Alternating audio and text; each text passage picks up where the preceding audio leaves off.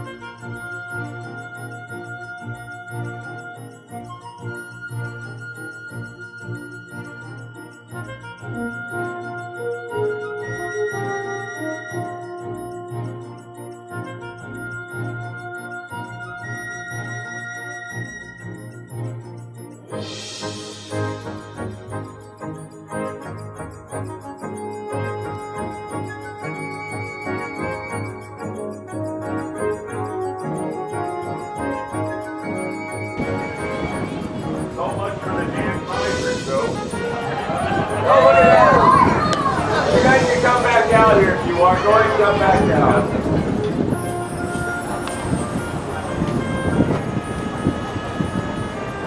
Boy, that's a big, look at, there we are. That's a big bull. One with a large fin, that's the male. He's the big Chuckabobo. He's a head honcho.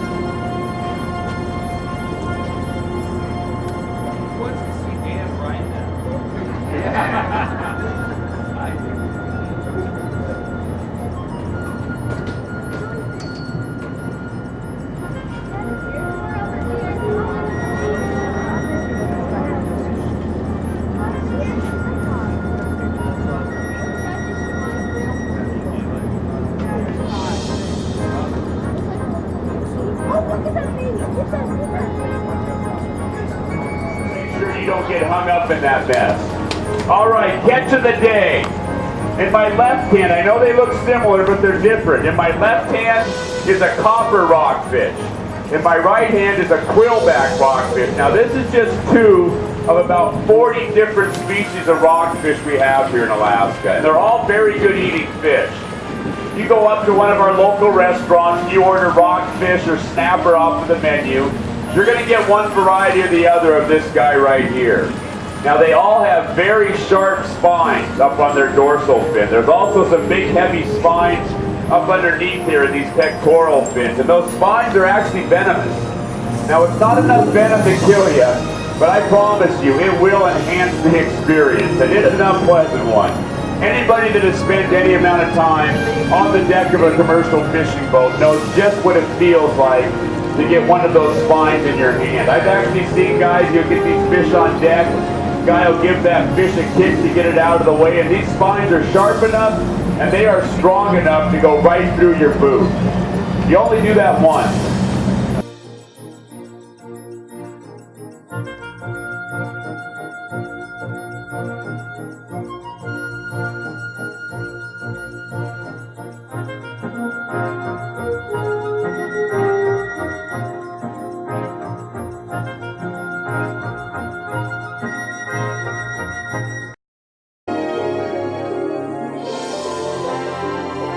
Ready to get a photo. We'll just take our time.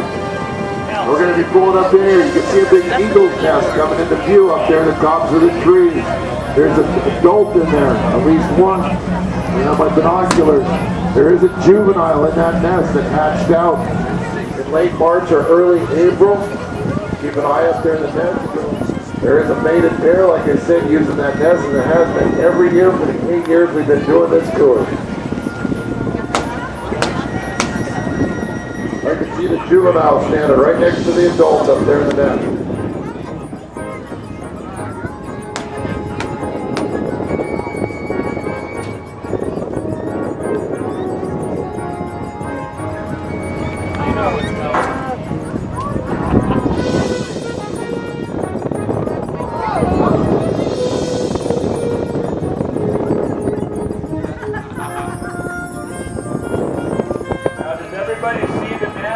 Up there at the top of the trees. See the juvenile still sitting there in the nest. Adult is sitting down to get a fish.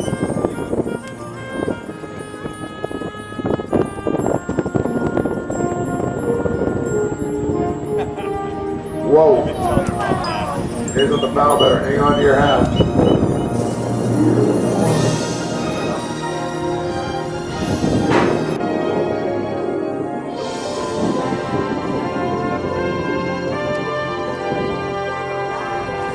All of the adults, as you turn to the nest up there, you probably see them giving a fish to the juvenile. Now you see as these birds move overhead, they are big birds. And I promise you, they poop pretty big too. Yeah, so while they're flying overhead, you find yourself looking up. I suggest you keep your mouth closed.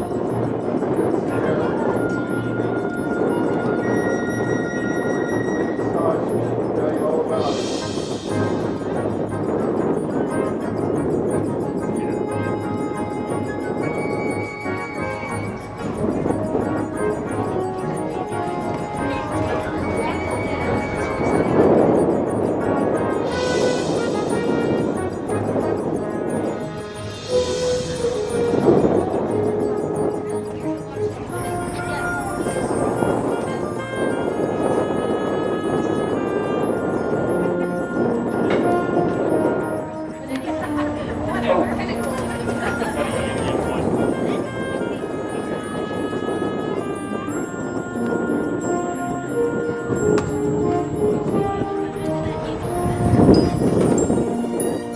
Now the fish that I'm tossing out over the side, these are herring. It's just a very familiar food source for these birds. These herring actually come up into this very vein that springs this pond. They've been feasting on these herring. Soon enough, here those salmon are going to be showing up. Oh, look at that! Woo! Showtime. Playing a little catch from the eagles, are you, Dan? Oh yeah, not every day. There's a different looking eagle right there. Look at that one. That's a juvenile. That marble colored one. Brown and white. It's not a hawk. It's a bald eagle. It takes 4 to 5 years for them to develop the feather. Juveniles will actually look larger than adults. Larger and larger.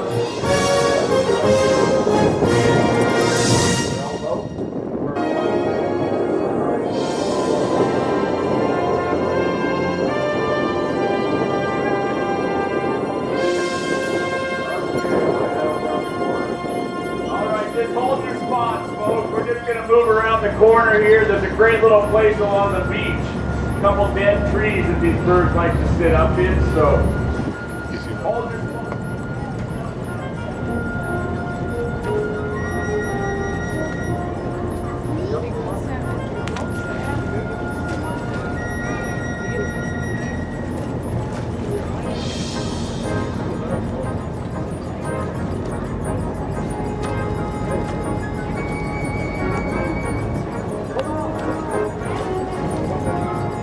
You know what, whether or not you really want to be a commercial fisherman. For some men it's too much. They just throw their hands up and go get a job on the beach. Woo, look at that. The old man's got a little left in the tank this afternoon. Just a little bit. Look at that rainbow he threw out there. Oh, it's a Lakers. All right. Learn how to bend light. Yeah. You don't want to know. Go with it.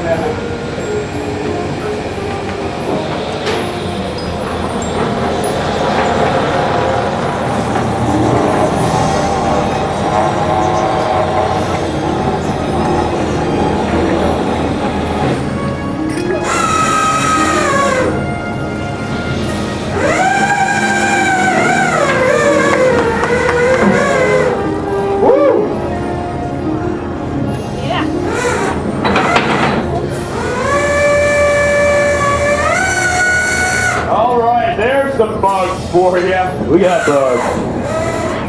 Now this right here, this is what we call a cone pot or a dome pot. Now the crabs on this pot, they're going to smell that bait up in there and they're going to crawl up the outside of this thing right here.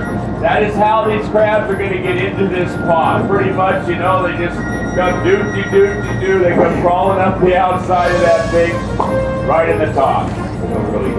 Now, they really don't go doo-doo-doo, but you get the idea.